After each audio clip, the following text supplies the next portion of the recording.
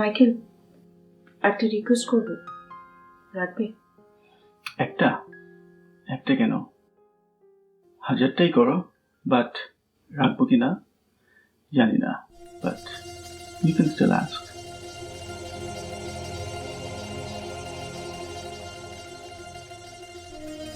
তুমি আমার একটা রিকোয়েস্ট রাখতে পারবে না? You loved me, right?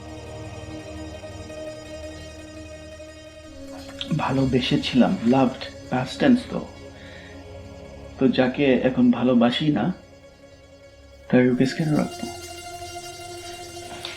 I know you still love me a lot. তুমি যদি আমাকে ভালোই না বাসতে তাহলে আমার জন্য এত কিছু করতে না। একটা মানুষ আরেকটা মানুষকে ভালো না বাসলে কখনো এত কিছু করতে পারে না।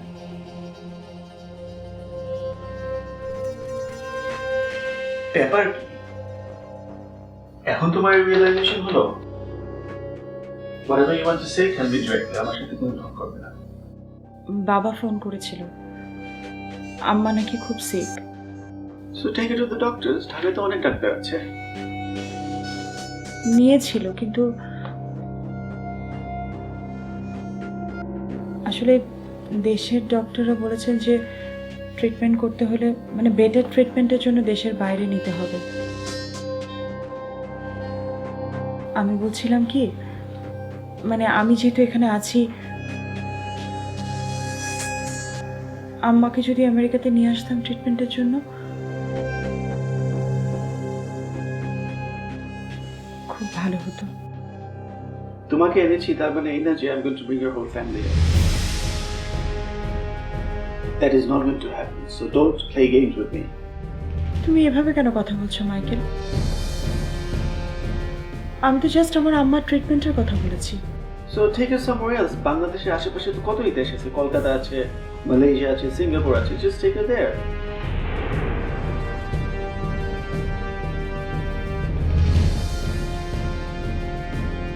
And plus তোমার আমার তো বয়স হয়ে গেছে, so she can die. Michael, Don't shout. তুমি তোমার বাবা মাকে যদি এতই ভালোবাসতে, then why did you come here to me?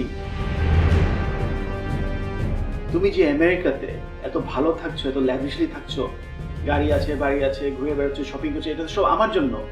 You haven't done anything, it's all me. I've earned it and I've given it to you. So the next time before you speak to me, একটু চিন্তা করে কথা বলবে, আমার সাথে কখনো চিল্লাবে না। I don't like it.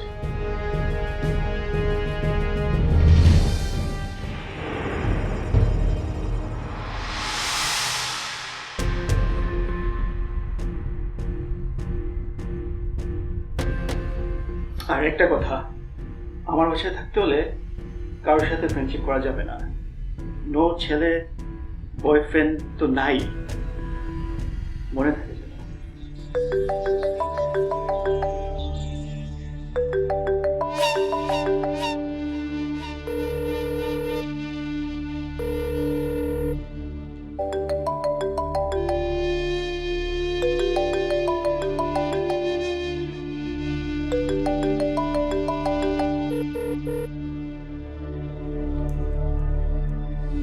তোরা দাঁড়িয়ে আছিস কেন? বস। না, আমি আজকে বসতে আসিনি। তাহলে দাঁড়িয়ে থাকতে এসেছিস নাকি? Not really. তোর মতো যেখানে সেখানে দাঁড়িয়ে নষ্ট করার মতো সময় এখন আমার নেই।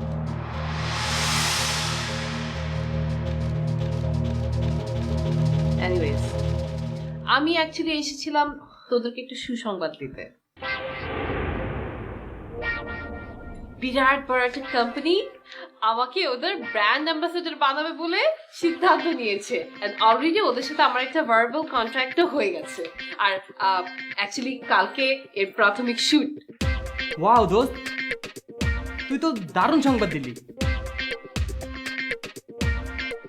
তার মানে তুই তো বিরাট বড় মডেল হতে চলেছিস।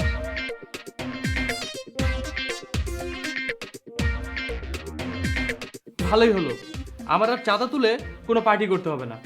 তা কোন কোম্পানি তোকে তাদের ব্র্যান্ড অ্যাম্বাসেডর বানালো?